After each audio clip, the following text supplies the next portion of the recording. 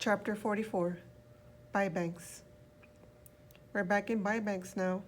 My father and I are living on our farm again, and Gramps is living with us. Gram is buried in the aspen grove where she and Gramps were married. We miss our gooseberry every single day.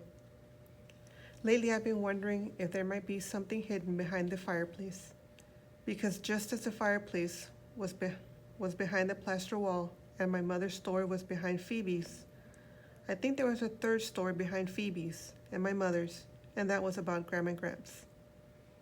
On the day after Gram was buried, her friend Gloria, the one Gram thought was so much like Phoebe and the one who had a hankering for Gramps, came to visit Gramps. They sat on our porch while Gramps talked about Gram for 4 hours straight. Gloria asked if we had any aspirin. She had a grand headache. We haven't seen her since.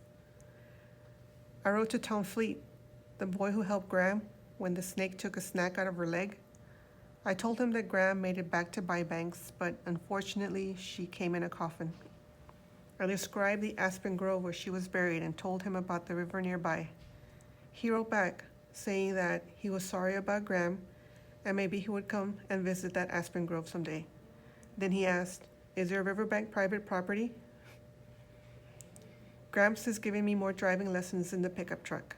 We practice over on Gramps' old farm, where the new owner lets us clonk around on the dirt roads. With us rides Gramps' new beagle puppy, which he named Huzza Huzza. Gramps pets the puppy and smokes his pipe as I drive, and we both play the moccasin game.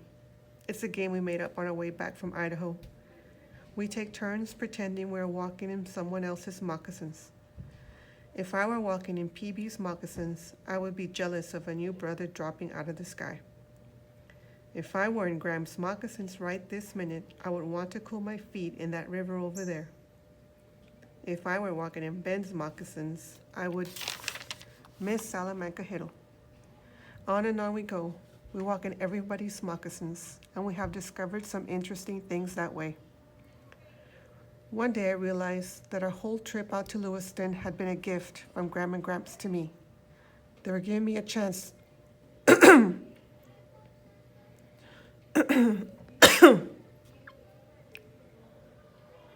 and on we go. We walk in everybody's moccasins, and we have discovered some interesting things that way. One day I realized a lot of noise outside.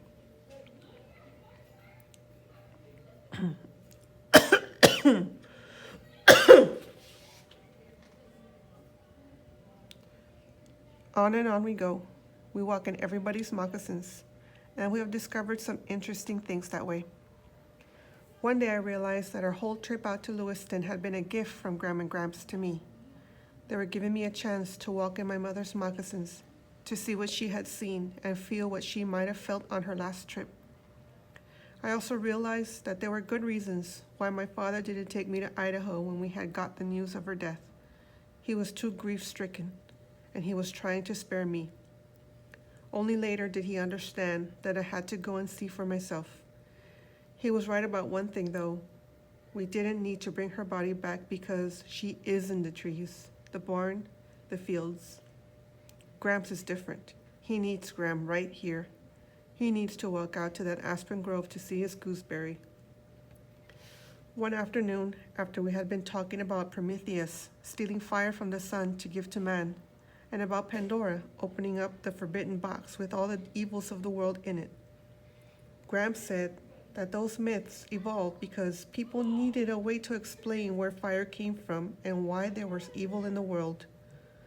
That made me think of Phoebe and the lunatic, and I said, if I were walking in Phoebe's moccasins, I would have to believe in a lunatic and an axe-wielding Mrs. Cadaver to explain my mother's disappearance.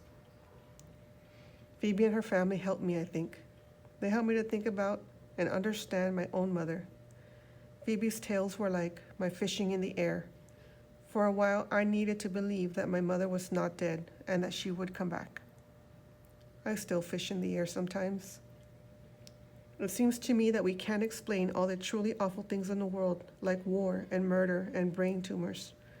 And we can't fix these things, so we look at the frightening things that are closer to us and we magnify them until they burst open. Inside is something that we can't imagine, something that isn't as awful as it had first seemed. It is a relief to discover that although there might be ex-murderers and kidnappers in the world, most people seem a lot like us, sometimes afraid and sometimes brave, sometimes cruel and sometimes kind. I decided that bravery is looking Pandora's box full in the eye as best you can, and then turning to the other box, the one with the smooth, beautiful fold inside. Mama kissing trees, my grandma saying huzza huzza, Gramps and his marriage bed. My mother's postcards and her hair are still beneath the floorboards in my room. I reread all the postcards when I came home.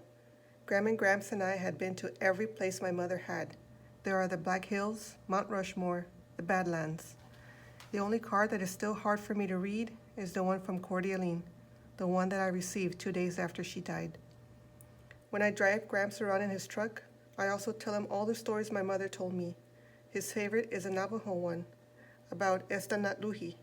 She's a woman who never dies. She grows from baby to mother to old woman and then turns into a baby again.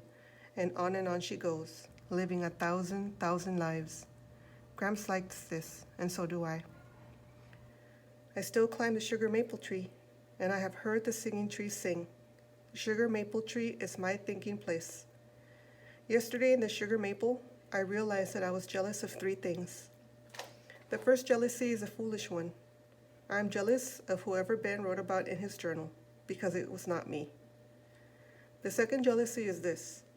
I am jealous that my mother had wanted more children. Wasn't I enough?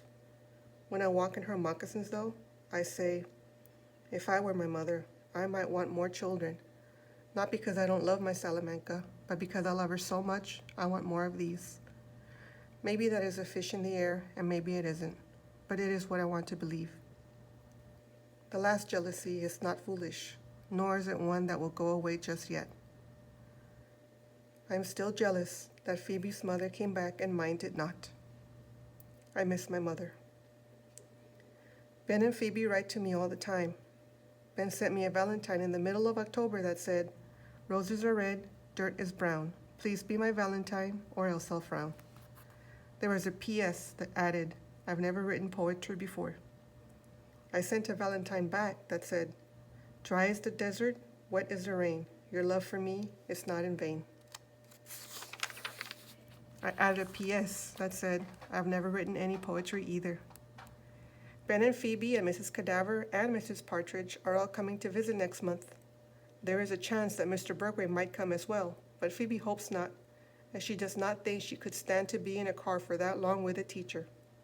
My father and I have been scrubbing the house for their visit. I can't wait to show Phoebe and Ben the swimming hole and the fields, the hayloft and the trees, and the cows and the chickens. Blackberry, the chicken that Ben gave me, is queen of the coop, and I'll show Ben her too. I am hoping also for some blackberry kisses. But for now, Gramps has his beagle, and I have a chicken and a singing tree, and that's the way it is. Huzza huzza.